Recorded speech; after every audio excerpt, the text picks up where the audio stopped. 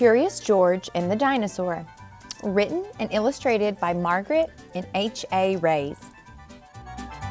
Jimmy's class was taking a field trip to the museum and George was going along.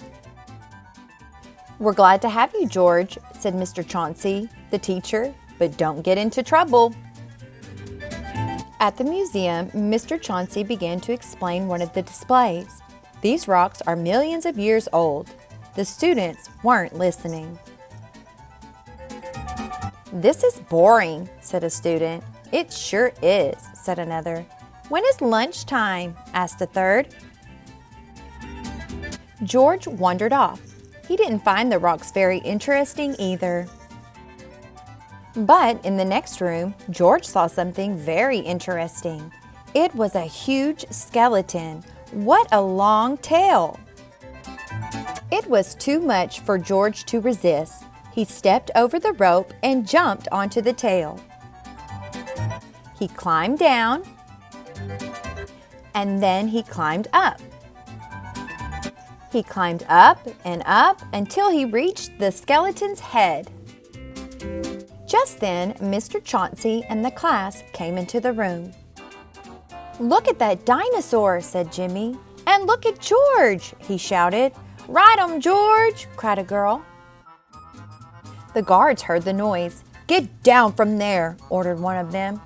"I'm going to get the director," said the other. George was scared.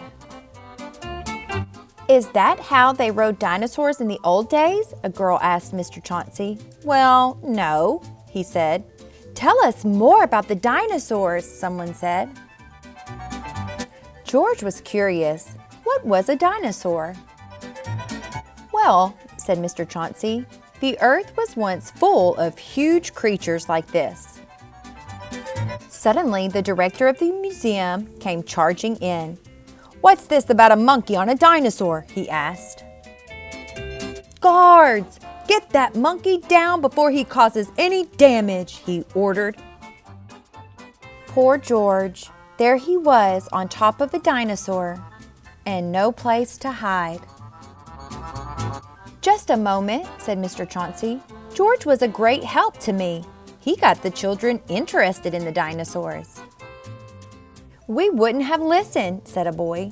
"It's so interesting," said another. "I want to come back again," said a girl. "Well," said the director, "I can see that our dinosaur isn't damaged.